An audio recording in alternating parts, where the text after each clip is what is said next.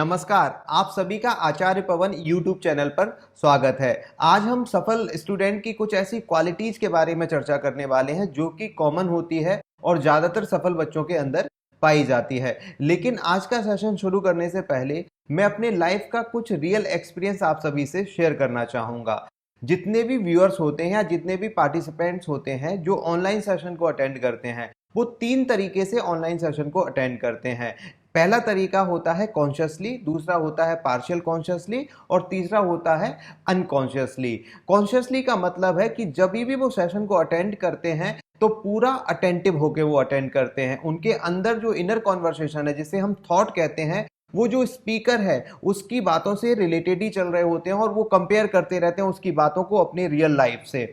दूसरा, जो partial conscious attend करते हैं सेशन को, वो बीच बीच में तो पूरी तरह से कंसंट्रेट करते हैं सेशन के ऊपर, लेकिन बीच बीच में भटक जाते हैं। उनके दिमाग में इधर उधर की बातें चलती रहती हैं। मतलब वो सेशन को पार्शियल कॉन्शियस होके अटेंड करते हैं। और जो तीसरे होते हैं वो सेशन में केवल अपनी अटेंडेंस देने के लिए आते हैं। सेशन को अटेंड तो करते हैं वो, लेकिन अनकॉन्शियसली, क्योंकि पूरे के पूरे सेशन में उनके दिमाग में इधर उधर की बातें चलती रहती हैं। तो असल में जो सेशन अटेंड करने का मैक्सिमम गेन है उसी पार्टिसिपेंट को या उसी व्यूअर को मिलता है जो सेशन को कॉन्शियसली अटेंड करता है। तो शुरू करने से पहले मैं आप सभी पार्टिसिपेंट्स या आप सभी व्यूअर से गुजारिश करना चाहूंगा कि मेरे इस सेशन को आप कॉन्शियसली अटेंड करें। मतलब कोशिश करें कि जो आपका इनर कॉन्वर्सेशन हो वो मेरी बातों से रिलेटेड हो, तो इस सेशन का आपको मैक्सिमम फायदा होगा, क्योंकि इस सेशन में मैं आपको बहुत ज्यादा जरूरी बातें बताने वाला हूं। साथ ही अगर इस YouTube चैनल के माध्यम से आप मेरे से पहली बार जुड़ रहे हैं तो मैं आपको बताना चाहूंगा कि इस YouTube चैनल पर हम बहुत ही अच्छा कंटेंट पेरेंट्स के लिए, टीचर्स के लिए और स्टूडेंट्स के लिए साइंटिफिक आधार पर डेवलप करते हैं और कोशिश करते हैं कि हम इस कंटेंट की वीडियो कम से कम शब्दों में बनाकर आपको प्रोवाइड कर सकें। इसलिए इस चैनल को सब्सक्राइब कर बेल आइकन जरूर दबाएं। चलिए अब आज का सेशन शुरू करते हैं। आज की बातचीत की शुरुआत हम एक कहानी से करेंगे। ये कहानी एक होशियार बच्चे की है जो एकेडमिक्स में बहुत ही शानदार था। हर क्लास वो टॉप करता था। 10th भी उसने टॉप किया, 12th भी उसने टॉप किया और कॉलेज में भी उसने बहुत अच्छे मार्क्स गेन किए। लेकिन जब वो सफल होता जा रहा था तो सफल होने के साथ साथ वो थोड़ा सा इगोइस्टिक भी होता जा रहा था। वो टीचर्स का भी सम्मान नहीं करता था और अपने पेरेंट्स का भी सम्मान नहीं करता था। और वो एकेडमिक्स में इतना ज़्यादा इन्वॉल्व रहता था कि वो एक्स्ट्रा करिकुलम एक्टिविटीज़ में भी भाग नहीं लेता था, ना आउटडोर एक्टिविटीज में भाग लेता था। लेकिन वो एकेडमिक्स में बहुत अच्छा था। एकेडमिक्स में अच्छा होने के कारण उसने कॉलेज भी टॉप किया। कॉलेज टॉप करने के बाद वो एक सिविल इंजीनियर बना। सिविल इंजीनियर बनने के बाद उसकी एक नौकरी लगी। नौकरी एक गांव में उसकी पोस्टिंग थी, तो गांव में जाकर उसने ज्वाइन भी कर लिया। गांव में ज्वाइन करने के बाद उसे रहने के लिए घर मिला, साथ में नौकर मिला। लेकिन उसका एटीट्यूड वैसा ही था। वो घमंडी था, लोगों की कम बात मत सुनता था। जब भी नौकर उसको खाना लेकर जाता, अगर नौकर से थोड़ी बहुत गलती हो जाती, सफाई में कोई गलती हो जाती, तो नौकर को डांटता। जब भी वो नौकर को डांटता तो कहता कि तुम्हें शायद साइकोलॉजी नहीं आती, तुम कुछ नहीं कर सकते अपने जीवन में। अगर नौकर कुछ और गलती कर देता तो वो फिर किसी सब्जेक्ट का उदाहरण लेकर, तुम्हें सोशियोलॉजी नहीं आती, शायद तुम जीवन में कुछ अच्छा नहीं कर सकते। फिर नौकर कुछ गलती करता है तो फिर उसे वो किसी सब्जेक्ट का उदाहरण देके, तुम्हें शायद जियोलॉजी नहीं आती, इसलिए तुम जीवन में कुछ अच्छा नहीं कर सकते। इस तरह से वो नौकर को अक्सर डांटता रहता था। उस गांव में एक बार बाढ़ आई और बाढ़ आने के बाद सब कुछ डूबने लगा। जो नौकर था वो भी डूबने लगा, जो उसका सिविल इंजीनियर मालिक था वो भी डूबने लगा। कम से कम कंधे के बराबर पानी आ गया। तो जो नौकर था वो तैरने लगा। तैरते समय उसने अपने मालिक से पूछा, मालिक आपको तैरोलॉजी आती है? तो जो सिविल इंजीनियर था वो कहता है, ये क्या होता है? कहता है, मालिक तैरोलॉजी मतलब तैरना। अब अपनी साइकोलॉजी लगाओ, अपनी जियोलॉजी लगाओ, अपनी सोशियोलॉजी लगाओ, मैं तो अपनी तैरोलॉजी लगाकर अपने जीवन को बचा लूंगा। तो साथियों, सफल बच्चों की जो पहली क्वालिटी होती है वो तैरोलॉजी होती है। तैरोलॉजी से यहाँ पर तात्पर्य लाइफ स्किल से है। हो सकता है एकेडमिक्स में एक्सीलेंसी के कारण आप शुरुआती दौर में सफल हो जाएं, लेकिन इस जीवन के उतार चढ़ाव में आप तभी सफल बने रह सकते हैं जब आपको तैरोलॉजी आती हो। अब हम आगे समझेंगे कि आखिर ये तैरोलॉजी होती क्या है और हम इसको जीवन में कहां कहां सीख सकते हैं, और अगर इसकी कहीं कमी रह जाती है तो इसके पीछे क्या कारण होता है। असल में ये टेरोलॉजी हम डे टू डे लाइफ में अपने टीचर से, अपने पेरेंट्स से हर रोज सीखते रहते हैं। ये हमें किसी भी सिलेबस में नहीं पढ़ाई जाती, लेकिन ये हमें हर रोज सिखाई जाती है। जैसे किसी दिन हम स्कूल में लेट पहुंचते हैं तो हमारे टीचर्स, हमारे प्रिंसिपल हमें डांटते हैं कि समय पर आना चाहिए। तो जो समय पे पहुंचना होता है यही टेरोलॉजी होता है, जिसे हम बोलते हैं पंक्चुअलिटी ऑफ टाइम। अगर हम किसी पीरियड में लेट हो जाते हैं, हम वॉशरूम के लिए जाते हैं, लेट पहुंचते हैं, तो टीचर हमें डांटता है। तो टीचर जो डांट रहा है हम उसे नॉर्मल ले जाते हैं। हो सकता है आप लेट पहुंच रहे हो और सफल हो जाएं और एकेडमिक्स में बहुत अच्छा करने के बाद आपको नौकरी भी मिल जाए, लेकिन उतार चढ़ाव के दौर में आप आगे सफल नहीं हो पाएंगे। उसके लिए आपको ये लाइफ स्किल जो टेरोलॉजी है उसका पहला पार्ट जो मैं आज आपको बता रहा हूं कि आपको पंक्चुअलिटी सीखना पड़ेगा। ऐसे ही अगर मैं घर पर होता हूं, मैं किसी चीज को यहां रख देता हूं, किसी को वहां रख देता हूं, खाना खाने के बाद बर्तन वहीं छोड़ देता हूं, तो माँ हमें कहती है बच्चा वहां सही से साफ सफाई रखो, खाने के बाद बर्तन जगह पे रख कर आओ। तो माँ हमें हर दिन डिसिप्लिन का पाठ पढ़ा रही है। अगर मैं ये अनुशासन नहीं सीख पाता, आज माँ ने जो मुझे सिखाया वो अनुशासन मैं नहीं सीख पाया, तो हो सकता है मैं एकेडमिक्स में अच्छा हो जाऊं, लेकिन मेरी टेरोलॉजी का जो चैप्टर है वो कहीं ना कहीं कमजोर रह जाएगा। तो इसी तरह से डिसिप्लिन हो गया, वो हम घर पर ही सीखते हैं। इसी तरह से प्रेशर हैंडलिंग करना भी हमें टीचर्स स्कूल में सिखाते हैं। कोई हमें जब टेस्ट देते हैं या याद करने के लिए चीज देते हैं, बाद में हमारे ऊपर प्रेशर करते हैं कि आप उसे याद करो, अच्छे मार्क्स लेकर आओ, उस समय हम पढ़ाई के लिए अपने ऊपर प्रेशर को हैंडल कर रहे हैं। वो है प्रेशर हैंडलिंग, वो है स्ट्रेस हैंडलिंग। तो ये सारी की सारी चीजें हम अपने स्कूल में सीखते हैं, अपने टीचर से सीखते हैं, अपने पेरेंट्स से सीखते हैं। तो अगर आप टेरोलॉजी सीखना चाहते हैं तो आपको एकेडमिक्स के अलावा जो चीजें आप एकेडमिक्स को ग्रहण करते समय अपने टीचर से, अपने पेरेंट्स से डे टू डे लाइफ में सीख रहे हैं, वो आपको लगातार सीखते जाना पड़ेगा, जिस वजह से आपके अंदर टेरोलॉजी का विकास होगा। साथियों, यहाँ पर मैं बिहेवियरल क्वालिटीज की एक लिस्ट आपसे शेयर कर रहा हूँ जो कि टेरोलॉजी का पार्ट होती हैं, जो हम अपने टीचर्स से, अपने पेरेंट्स से डे टू डे लाइफ में सीखते हैं। सफल होने के लिए टेरोलॉजी आना बहुत ही आवश्यक है, क्योंकि आपने अक्सर देखा होगा, आपको ऐसे बहुत से लोग मिलते होंगे जिनके पास डिग्रियां तो हैं लेकिन वो सफल नहीं है। ऐसे लोगों को देखकर आप समझ जाइए कि उनके जीवन में कहीं ना कहीं टेरोलॉजी की कमी है, क्योंकि टेरोलॉजी के बिना डिग्रियां केवल दीवार पर टांगने के काम आती हैं। अब हम जानने की कोशिश करते हैं कि आज के दौर में कई होशियार बच्चों के भीतर भी क्यों टेरोलॉजी की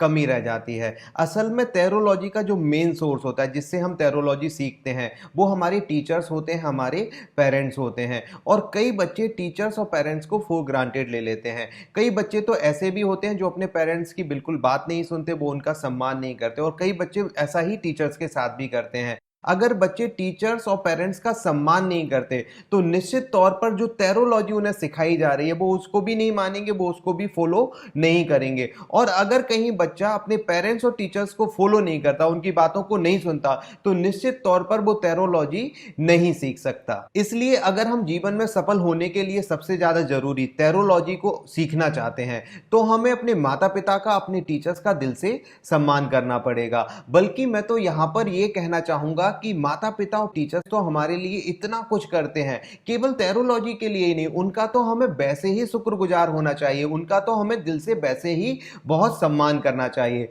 तो साथियों, अभी तक इस सेशन में हमने सफल बच्चों की एक क्वालिटी के बारे में जाना जिसका नाम है टेरोलॉजी। अब सेशन को आगे ले जाने से पहले एक बार मैं चेक करना चाहूंगा कि आप सभी इस सेशन को कॉन्शियसली अटेंड कर रहे हैं या नहीं कर रहे हैं। अभी 15 सेकंड के लिए स्क्रीन पर आपके सामने कुछ क्वेश्चंस आएंगे जो कि मेरे अभी तक के सेशन से रिलेटेड हैं। आपको कोशिश करनी है उनके जवाबों को रिविजुलाइज करने की, मतलब उनके जवाबों को अपने मन में सोचने की। तो ये रहे क्वेश्चंस आपके सामने।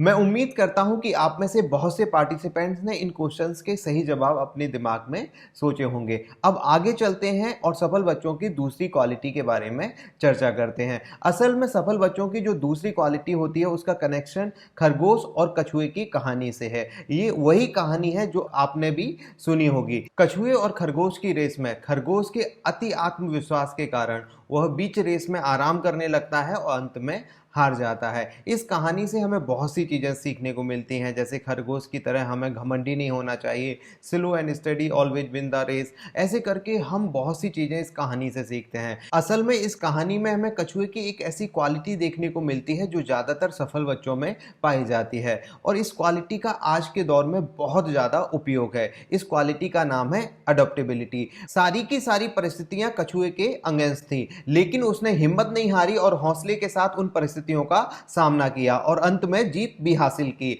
असल में अगर आज के दौर में हम सफल होना चाहते हैं तो हमें अडॉप्टेबल होना पड़ेगा। हमें परिस्थितियों का सामना करना ही पड़ेगा। परिस्थितियां बड़ी स्पीड से चेंज होती हैं, कभी भी कोई सी भी परिस्थिति परिवर्तित हो सकती है, और वो हमारे लिए ऐसी भी हो सकती है कि हम उसका सामना नहीं कर सकें, लेकिन हमें उस परिस्थिति के अनुसार अपने आप को बहुत जल्द से जल्द ढालना पड़ेगा और उसका सामना हमें करना पड़ेगा। मैं बहुत से ऐसे बच्चों को जानता हूं जो बहुत ज्यादा काबिल हैं, लेकिन उनके अंदर अपने आप को अडेप्टेबल करने का हुनर नहीं है। मतलब वो समय के हिसाब से अपने आप को चेंज नहीं कर पाए। ऐसे कुछ बच्चों को मैं पर्सनली मिला हूं जिनकी परफॉर्मेंस बहुत अच्छी थी, लेकिन कोरोना के शुरुआती दौर में वे अपने आप को ऑनलाइन एजुकेशन में नहीं ढाल पाए। इस कारण काबिल होने के बावजूद भी उनका पिछली बार जेई में या फिर नीट में सिलेक्शन नहीं हो पाया। आज के दौर में कंपटीशन बहुत ज्यादा टफ है। अगर आप परिस्थितियों को ही दोष देते रहे तो बहुत से बच्चे आपसे आगे निकल जाएंगे।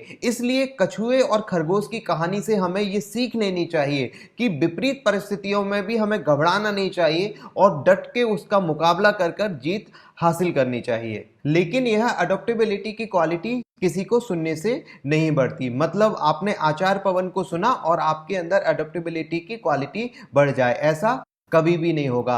असल में अडॉप्टेबिलिटी की क्वालिटी को बढ़ाने के लिए आपको कुछ करना पड़ेगा। जैसे टेरोलॉजी की क्वालिटी को डेवलप करने के लिए हमें माता पिता का सम्मान करना पड़ेगा, उसी प्रकार से अडॉप्टेबिलिटी की क्वालिटी को डेवलप करने के लिए हमें एक फास्ट रखना पड़ेगा, जिस फास्ट को कहते हैं विल पावर फास्ट। ये कैसे रखते हैं वो मैं आपको बताने वाला हूं। आप अपने बर्थ वाले दिन को चुन लें, जैसे कोई संडे को हुआ, कोई मंडे को हुआ, कोई वेंसडे या फ्राइडे को हुआ, तो जिस भी दिन आप हुए उस दिन को आप चुन लें और आपको उस दिन एक फास्ट रखना है, जिस फास्ट का नाम होगा will power fast. Will power fast कैसे रखते हैं कि आपने कभी चुन लिया कि एक दिन, जिस फास्ट को आपने चुना है उस दिन आप सारा का सारा दिन मोबाइल को यूज नहीं करेंगे, तो वो विल पावर फास्ट हो गया। मोबाइल फास्ट हो गया जिस दिन आप मोबाइल का यूज नहीं करेंगे। ऐसे ही अगले वीक में आपने डिसाइड किया कि आज मैं एसी का यूज नहीं करूंगा, कितना भी गर्मी हो लेकिन आप उस सारे दिन एसी का उपयोग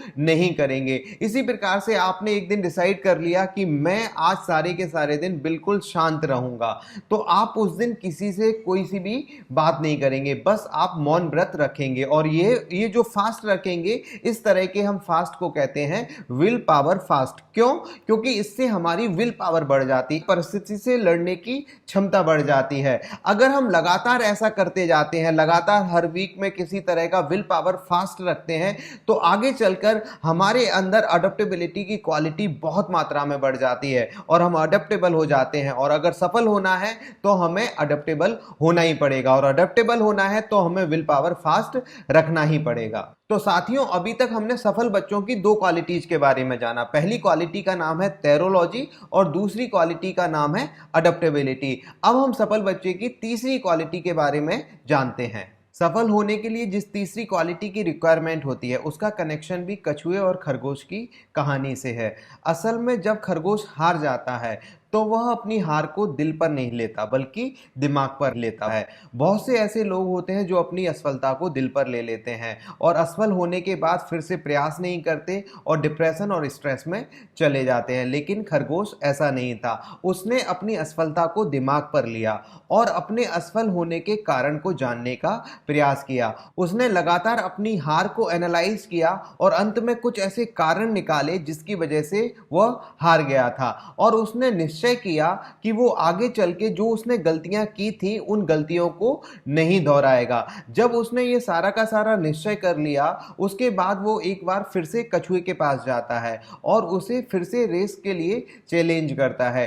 क्योंकि कछुआ पहले से जीता हुआ था और जीत के जोश में वो था, तो वो उसके चैलेंज को स्वीकार कर लेता है। इस बार खरगोश पुरानी वाली गलतियों को नहीं दोहराता है और लगातार दौड़ता जाता है जब तक वो जीत नहीं जाता और अंत में वो जीत हासिल कर लेता है। कछुए और खरगोश की कहानी से हमें बहुत कुछ सीखने को मिलता है। जैसे सफलता और असफलता एक ही सिक्के के दो पहलू होते हैं। हमें असफल होने पर बहुत ज्यादा उदास नहीं हो जाना चाहिए और इतने दुख में नहीं डूब जाना चाहिए कि हम प्रयास करना ही बंद कर दें। इसी प्रकार से हमें एक चीज ये भी सीखने को मिलती है कि चाहे हम सफल हो चाहे असफल हो, उसके बाद हमें सेल्फ एनालाइज करना चाहिए, हमें आत्म विश्लेषण करना चाहिए, जिससे हम अपनी कमियों को निकाल सकें, अपनी अच्छाइयों को पहचान सकें और उनके ऊपर ज़्यादा से ज़्यादा काम कर सकें। लेकिन इस कहानी से जो सबसे ज़रूरी सीख है वो ये है कि हमें कभी भी अपनी गलतियां नहीं दोहराना चाहिए और यही क्वालिटी होती है सफल बच्चों की। जो तीसरी क्वालिटी के बारे में हम बात कर रहे थे, वो तीसरी क्वालिटी यही होती है कि सफल बच्चे प्रयास करते हैं कि उनसे गलतियां ना दोहराई जाएं, क्योंकि गलतियों को बार बार दोहराना ही असफल होने का सबसे बड़ा कारण है। अगर हम अपने जीवन में सफल होना चाहते हैं तो हमें ये गलतियों को बार बार दोहराना बंद करना ही पड़ेगा। अब हम एक ऐसा तरीका सीखते हैं, एक ऐसी ट्रिक जानने की कोशिश करते हैं जिससे हम ये गलतियों के रिपीटेशन को कम कर सकें। इसमें आपको अपना सेल्फ असेसमेंट करना है। सेल्फ असेसमेंट कैसे करना है? आपको अपनी 3 या 4 ऐसी खामियां या कमियां निकालनी है, जिसे कह सकते हैं 3 या 4 ऐसी गलतियां निकालनी है जो आप बार बार दोहराते हैं। इनकी एक लिस्ट बना लेनी है और इस लिस्ट को नाम देना है सेल्फ असेसमेंट लिस्ट। अब क्या करना है, जब आपकी 3 या 4 गलतियों की लिस्ट बन चुकी है तो इस लिस्ट का हमें उपयोग करना है विल पावर फास्ट में। जो हम विल पावर फास्ट रख रहे हैं उसी फास्ट में एक दिन ऐसा फास्ट रखना है जो हमारा सेल्फ असेसमेंट फास्ट होगा। उस सेल्फ असेसमेंट फास्ट में हम क्या करेंगे, हम उस दिन अपनी गलतियों को रिपीट नहीं करेंगे। मतलब वो हमारा फास्ट होगा, विल पावर फास्ट ही होगा, लेकिन वो हमारा self assessment will power fast होगा। मतलब हम कोशिश करेंगे वो सारा का सारा दिन कि हमारी गलतियां नहीं हम दोहराएं। अगर हम ऐसा एक बार करते हैं और लगातार ऐसा हर महीने में एक एक दिन करते हैं तो आप अनुभव करेंगे कि थोड़े दिन के बाद आपकी जो गलतियों का रिपीटेशन है वो कम होने लगा है। इस प्रकार सेल्फ असेसमेंट करके हम सफल स्टूडेंट बनने की तीसरी quality no repetition of mistakes को डेवलप कर सकते हैं। तो साथियों, अभी तक हमने सफल स्टूडेंट बनने की 3 क्वालिटी और उनको कैसे डेवलप किया जा सकता है उसकी ट्रिक्स को समझा। आगे बढ़ने से पहले हम तीनों को एक बार फिर से रिकैप कर लेते हैं।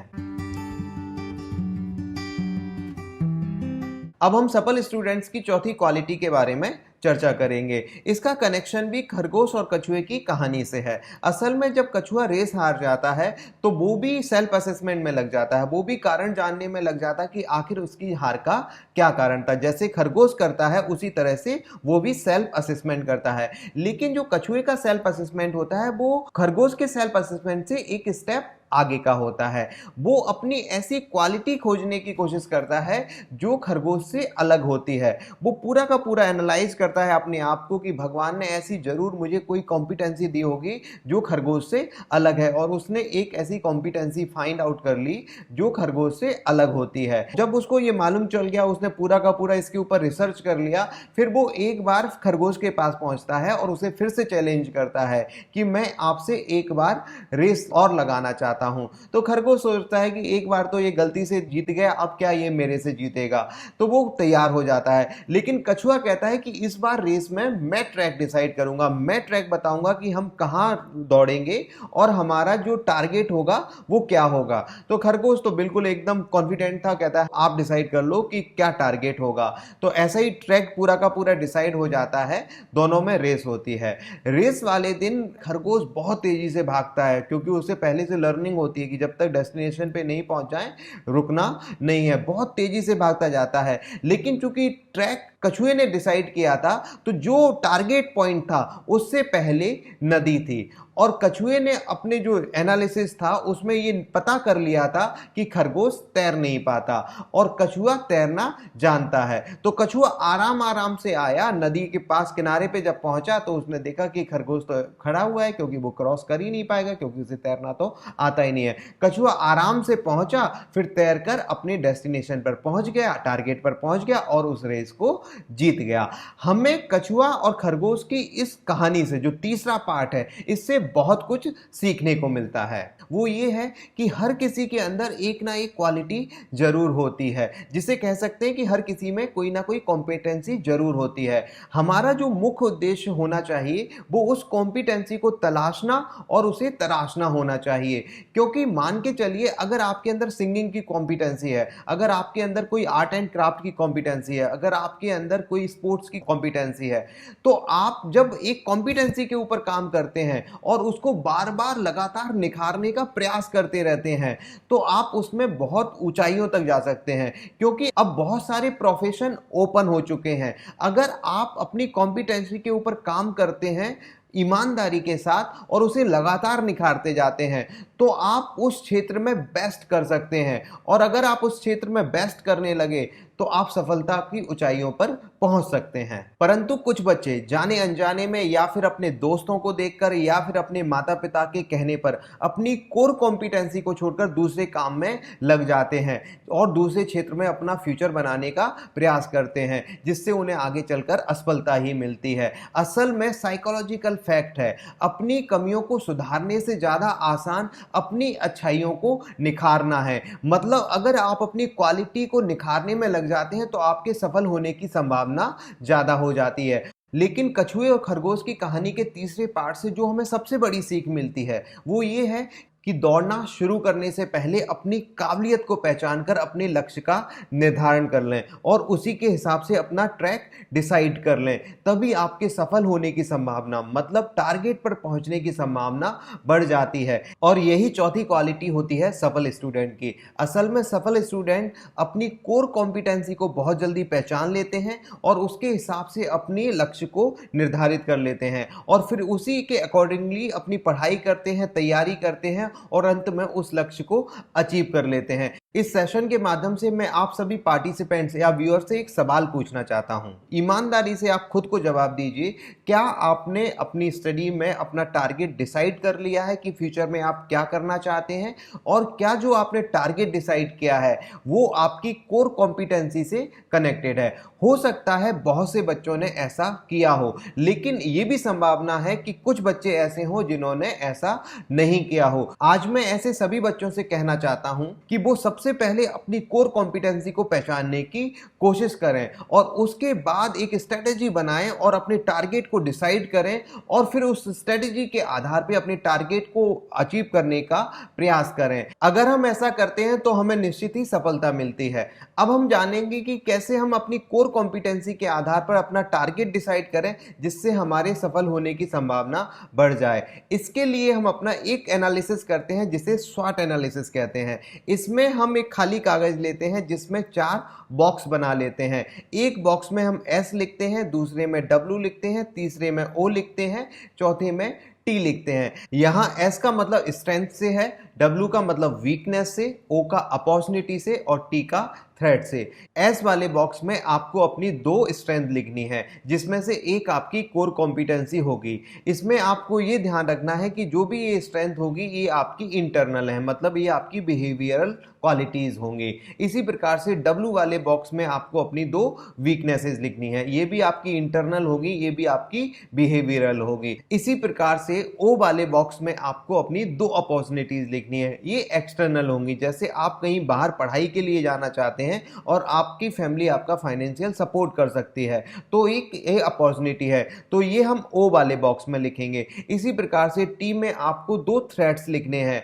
थ्रेट्स एक्सटर्नल होती हैं, मतलब जैसे आप नॉन वेज नहीं खा सकते और आप विदेश में जाना चाहते हैं जहां पर आपको वेजिटेरियन खाना नहीं मिलेगा, तो ये आपके लिए एक थ्रेट होगी। तो आपको जब अपना लक्ष्य डिसाइड कर रहे हैं तो आपको अपना स्वॉट एनालिसिस पहले से कर लेना चाहिए। आपको अपनी 2 स्ट्रेंथ, 2 वीकनेसेस, 2 अपॉर्चुनिटीज और 2 थ्रेट्स के बारे में लिखकर अपना लक्ष्य डिसाइड करना चाहिए। जितने भी सफल बच्चे होते हैं वो सबसे पहले अपनी कोर कॉम्पिटेंसी पहचानते हैं और उसके बाद अपना स्वॉट एनालिसिस करके अपने लक्ष्य का निर्धारण करते हैं और एक स्ट्रेटेजी बनाकर उस लक्ष्य को अचीव करने की कोशिश करते हैं। इस प्रकार से उन्हें निश्चित तौर पर सफलता मिल जाती है। निश्चित तौर पर सफल होने के लिए लक्ष्य का निर्धारित होना अति आवश्यक है और लक्ष्य को निर्धारित करने के लिए जो सबसे अच्छी विधि है उसका नाम है स्वॉट एनालिसिस। आप भी इस विधि का प्रयोग करके एक बार अपने लिए लक्ष्य का जरूर निर्धारण करें। तो साथियों, अभी तक हमने सफल स्टूडेंट्स की 4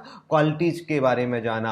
आगे बढ़ने से पहले जो 5वीं और अंतिम क्वालिटी है उसके बारे में जानने से पहले चारों की चारों क्वालिटीज और उनको अचीव करने के लिए जो ट्रिक्स हैं उसको हम एक बार रिकैप कर लेते हैं। सफल स्टूडेंट्स की 5वीं क्वालिटी का भी कनेक्शन कछुए और खरगोश की कहानी से है। जब कछुए और खरगोश की लगातार रेस होने लगी तो वो आपस में दोस्त बन गए। तो जब भी दोस्ती होती है तो कुछ जलने वाले भी हो जाते हैं। ऐसे ही उस जंगल में एक गीदड़ था जिसको उन दोनों की दोस्ती पसंद नहीं थी।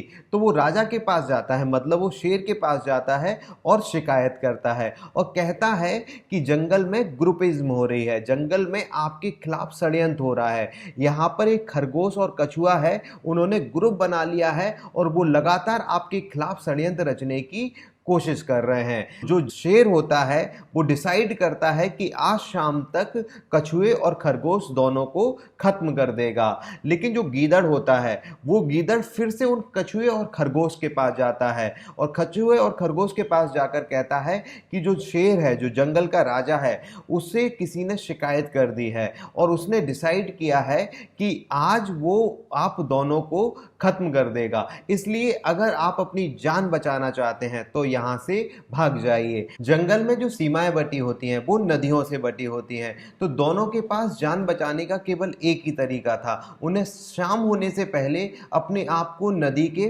पार निकालना था। लेकिन नदी की दूरी काफी थी। अगर खरगोश भागता पूरी स्पीड से तो वो शाम से पहले पहले नदी तक तो पहुंच सकता था, लेकिन नदी को क्रॉस नहीं कर सकता था क्योंकि उसे तैरना नहीं आता। और कछुआ चलता भी तो भी वो कैसे भी करके शाम तक नदी तक नहीं पहुंच सकता था क्योंकि उसकी गति नहीं थी। इसलिए जान बचाने के उद्देश्य से दोनों ने एक प्लान किया। जब जमीन पर भागने की बारी थी तो कछुआ खरगोश की पीठ पर बैठ गया और शाम होने से पहले नदी के किनारे तक पहुंच गया। जब नदी आई तो कछुआ खरगोश की पीठ से उतर गया और नदी में तैरने लगा। लेकिन खरगोश इस वक्त कछुए की पीठ पर बैठ गया और दोनों ने नदी को पार करके अपनी जान को बचाया। जो कछुए और खरगोश की कहानी है उसके चौथे पार्ट से हमें बहुत कुछ सीखने को मिलता है। जैसे हमारे जीवन में बहुत से लोग उस गीदड़ की प्रवृत्ति के होते हैं जिनके जीवन का एकमात्र उद्देश्य होता है और वो होता है चुगली करना। वो इधर की बातों को उधर जाकर चुगली करते हैं और उधर की बातों को इधर आकर चुगली करते हैं। तो हमें ऐसे लोगों को पहचानना आना चाहिए और ऐसे लोगों की वजह से हमें अपने संबंध खराब नहीं करना चाहिए। दूसरी सीख हमें मिलती है कि हमें शेर की तरह एकदम रिएक्टिव नहीं होना चाहिए कि हमने कुछ सुना और तुरंत हमने उस पर रिएक्ट कर लिया। ऐसा करने से हमें बहुत सी हानि हो सकती है और हमारे संबंध भी खराब हो सकते हैं। कहानी के इस पार्ट से हमें तीसरी सीख यह मिलती है कि हमें टीम वर्क करते हुए आगे बढ़ना चाहिए, क्योंकि जब हम आगे बढ़ते हैं तो हमें परिवार के भी सपोर्ट की ज़रूरत होती है, हमें अपने दोस्तों के भी सपोर्ट की ज़रूरत होती है और हमें सेल्फिश नहीं होना है कि केवल सपोर्ट लेते जाना है, हमें उनका भी सपोर्ट करना है। मतलब अगर आगे बढ़ना है तो हमें टीम वर्क के रूप में काम करते हुए ही आगे बढ़ना है। लेकिन इस कहानी की जो सबसे बड़ी सीख है, जो इस पार्ट की जो सबसे बड़ी सीख है वो है बैलेंस। क्योंकि जब खरगोश की पीठ पर कछुआ बैठा तो वो बहुत बैलेंस बनाकर बैठा, तभी तो वो नदी के किनारे तक पहुंच पाया। और जब खरगोश कछुए की पीठ पर बैठा तो बड़ा बैलेंस बनाकर बैठा। मतलब अगर जीवन में हम सफल होना चाहते हैं तो हमें बैलेंस बना के रखना पड़ेगा। और यही पांचवी और अंतिम क्वालिटी होती है सफल स्टूडेंट्स की। वो हमेशा बैलेंस बना के रखते हैं, अपने परिवार का भी ख्याल रखते हैं, अपने संबंधों का भी ख्याल रखते हैं और अपनी पढ़ाई भी बहुत अच्छे करते रहते हैं और अपने हेल्थ का भी ख्याल रखते हैं। अगर आप सफलता के चक्कर में अपने परिवार से संबंध खराब कर लेते हैं, अगर आप अपनी सफलता के चक्कर में अपने समाज से संबंध खराब कर लेते हैं, अगर आप अपनी सफलता के चक्कर में अपनी हेल्थ में कॉम्प्लिकेशंस पैदा कर लेते हैं, तो फिर ऐसी सफलता आपके लिए ज़्यादा उपयोगी नहीं होती है। इसलिए जो सफल व्यक्ति होते हैं, जो सफल स्टूडेंट्स होते हैं, वो अपने हेल्थ में किसी भी तरह का कॉम्प्लिकेशन पैदा नहीं होने देते और सफल भी हो जाते हैं। तो ऐसे जो सफल बच्चे होते हैं, उनकी सफलता का राज, मतलब वो कैसे अपनी स्ट्रेस को मैनेज करके रखते हैं, कैसे अपने ऊपर आने वाले प्रेशर को हैंडल करते हैं, वो कुछ ना कुछ करते रहते हैं। तो वो क्या करते हैं, वो मैं अब आपको बताने वाला हूं। लेकिन आगे बढ़ने से पहले हम एक बार फिर से अभी तक के सेशन को रिकैप करेंगे, क्योंकि हम वो पांचों की पांचों क्वालिटी जान चुके हैं जो एक सफल स्टूडेंट में पाई जाती हैं। तो चलिए एक बार रिकैप करते हैं। साथियों, अगर हम जीवन में बैलेंस बना के रखना चाहते हैं तो हमें अपनी हेल्थ का बहुत ख्याल रखना पड़ेगा। और हेल्थ से यहाँ पर तात्पर्य मेंटल और फिजिकल हेल्थ दोनों से है। फिजिकल हेल्थ के लिए तो हम बहुत कुछ करते भी होंगे, हम एक्सरसाइज भी करते होंगे, वॉक भी करते होंगे, योग भी करते होंगे, वर्कआउट भी करते होंगे, लेकिन शायद कुछ लोग मेंटल हेल्थ के लिए ज़्यादा कुछ नहीं करते होंगे। तो आज हम मेंटल हेल्थ के लिए एक छोटी सी एक्सरसाइज सीखने वाले हैं, जिसको हम कहते हैं कॉन्शियस काउंटिंग। तो हम जानते हैं कि ये कॉन्शियस काउंटिंग कैसे करते हैं। कॉन्शियस काउंटिंग में हमें 20 तक काउंटिंग करना होता है। ये सिंपल काउंटिंग है, आंख बंद करके करनी होती है। ये हम लेट कर, बैठ कर, खड़े होकर, जैसी भी अवस्था में करना चाहे हम कर सकते हैं। बस इसमें हमें आंखें बंद करके करनी होती है काउंटिंग। लेकिन ये काउंटिंग थोड़ी सी अलग तरह की है, क्योंकि ये कॉन्शियस काउंटिंग है। तो इसमें आंखों को बंद करके हमें फोकस करना पड़ता है अपनी ऑक्सीजन के ऊपर और कार्बन डाइऑक्साइड के ऊपर, क्योंकि ये जो काउंटिंग है वो ऑक्सीजन और कार्बन डाइऑक्साइड से कनेक्टेड है। जितनी देर ऑक्सीजन हमारी श्वास नली में ट्रेवल करती है, हम उतनी देर 1 काउंट करते हैं, और जितनी देर कार्बन डाइऑक्साइड हमारी श्वास नली में ट्रेवल करती है, हम उतनी देर 2 काउंट करते हैं। ऑक्सीजन के साथ फिर से 3 काउंट करते हैं, कार्बन डाइऑक्साइड के साथ फिर से 4 काउंट करते हैं, और ऐसे करके हम 20 तक काउंटिंग करते हैं। आप एक बात का ख्याल रखें काउंटिंग करते समय, कि जब भी आपके मन में थोड़े बहुत विचार आएंगे, तो जो आपका कॉन्शियस है, जिसको हम कह रहे हैं फोकस, आपका कॉन्शियस चला जाएगा विचारों की तरफ, और आपका फोकस अपनी ऑक्सीजन और कार्बन डाइऑक्साइड के ऊपर से हट जाएगा। मतलब आपकी वहां पर काउंटिंग बंद हो जाएगी। तो कॉन्शियस काउंटिंग में आपको फोकस रखना है ऑक्सीजन और कार्बन डाइऑक्साइड के ऊपर। आपके जो विचार हैं ये फोकस हटाने की कोशिश करेंगे, लेकिन आपको फोकस लगाए रखना है ऑक्सीजन और कार्बन डाइऑक्साइड के ऊपर, जिससे आपकी काउंटिंग कंटिन्यूएशन में चलती रहे।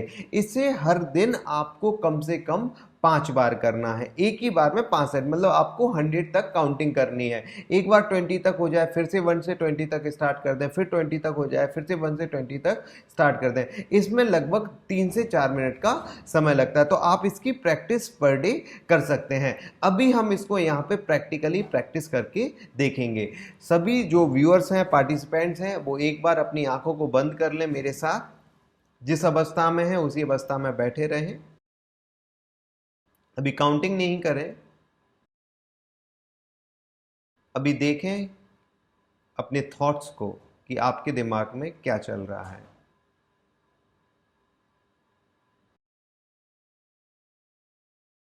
अब काउंटिंग करना शुरू कर दें। जितनी देर ऑक्सीजन अंदर जाए 1 काउंट करें, जितनी देर कार्बन डाइऑक्साइड बाहर आए 2 काउंट करें। मन में ही काउंट करें, गति को परिवर्तित नहीं करें। जितनी गति से श्वास चल रही है उसी गति से चलने दें। नज़र फोकस रखें आती हुई ऑक्सीजन और जाती हुई कार्बन डाइऑक्साइड के ऊपर, और इस जंग को महसूस करें जो आपकी काउंटिंग और आपके विचारों के बीच में हो रही है। कोशिश करें अपनी काउंटिंग को जिताने की। मेरी बातों से ज़्यादा फोकस करें ऑक्सीजन और कार्बन डाइऑक्साइड के ऊपर, क्योंकि आपको काउंटिंग ऑक्सीजन और कार्बन डाइऑक्साइड की स्पीड के साथ करनी है। कुछ पार्टिसिपेंट्स फोकस कर पा रहे होंगे, मतलब उनकी काउंटिंग जीत रही होगी, और कुछ पार्टिसिपेंट्स का हो सकता है थॉट्स जीत रहे हों। कोशिश करें कुछ देर काउंटिंग को जिताने की। नज़र आती हुई ऑक्सीजन और जाती हुई कार्बन डाइऑक्साइड के ऊपर कुछ सोचे नहीं, विचार आए तो फिर से फोकस करें ऑक्सीजन और कार्बन डाइऑक्साइड के ऊपर। अगर 20 तक काउंटिंग खत्म हो जाए तो दोबारा से शुरू कर दें, जब तक मैं नहीं बोलूं आंखों को नहीं खोलें और लगातार कॉन्शियस काउंटिंग करते रहें। नज़र आती हुई ऑक्सीजन और जाती हुई कार्बन डाइऑक्साइड के ऊपर कुछ सोचे नहीं और इस जंग को साक्षी भाव से ऑब्जर्व करने की कोशिश करें। कुछ देर काउंटिंग को जिताने का प्रयास करें। विचार लगातार काउंटिंग को रोकने का प्रयास करेंगे। नज़र आती हुई ऑक्सीजन और जाती हुई कार्बन डाइऑक्साइड के ऊपर और कॉन्शियस काउंटिंग लगातार करते रहें जब तक मैं नहीं बोलूं, आंखों को नहीं खोलें। अगर जीवन में बैलेंस बना के चलना है तो हमें थोड़ा सा ख्याल इनर इंजीनियरिंग पर भी ले जाना पड़ेगा। हमें फिजिकल हेल्थ के साथ साथ मेंटल हेल्थ का भी ख्याल रखना पड़ेगा और ये कॉन्शियस काउंटिंग आपके मेंटल हेल्थ के लिए बड़ी उपयोगी साबित हो सकती है। कोशिश करें फोकस करने की ऑक्सीजन और कार्बन डाइऑक्साइड के ऊपर। विचार आपको बार बार डिस्ट्रैक्ट करेंगे, विचार बार बार प्रयास करेंगे कि आपकी काउंटिंग रुक जाए, लेकिन आपको प्रयास करना है लगातार काउंटिंग करने का। अभी मैं बोलना बंद कर दूंगा, लेकिन मेरे एक साथी के द्वारा गाया हुआ संगीत शुरू हो जाएगा। आपको उस संगीत के साथ कॉन्शियस काउंटिंग करते रहना है। जैसे ही संगीत खत्म होगा मेरे इंस्ट्रक्शन फिर से आपके लिए आएंगे। आंखों को बंद कर कर लगातार कॉन्शियस काउंटिंग करते रहें।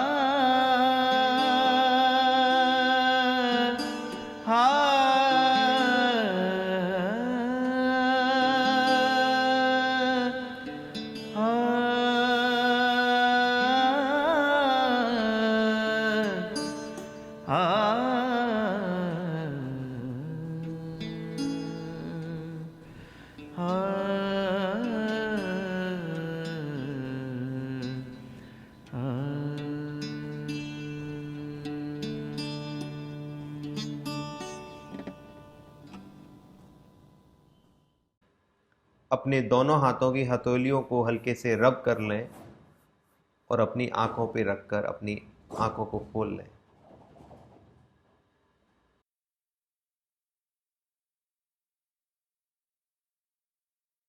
तो डियर पार्टिसिपेंट्स, ये थी कॉन्शियस काउंटिंग। ये जो सफल स्टूडेंट्स हैं उनकी जो पांचवी क्वालिटी होती है बैलेंस। अगर आप लाइफ में बैलेंस करना चाहते हैं तो आपको फिजिकल हेल्थ के साथ साथ मेंटल हेल्थ के ऊपर भी काम करना पड़ेगा, और ये कॉन्शियस काउंटिंग हमारे मेंटल हेल्थ के लिए बड़ी ही मददगार साबित हो सकती है। आज के इस सेशन में हमने सफल बच्चों में पाई जाने वाली 5 क्वालिटीज और उन क्वालिटीज को अपने अंदर कैसे डेवलप किया जाए उसकी ट्रिक्स के बारे में जाना।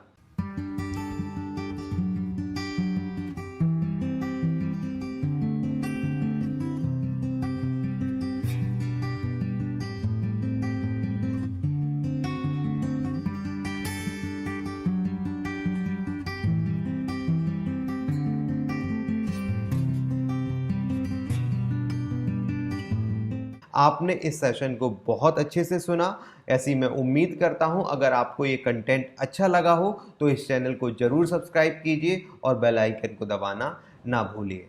धन्यवाद।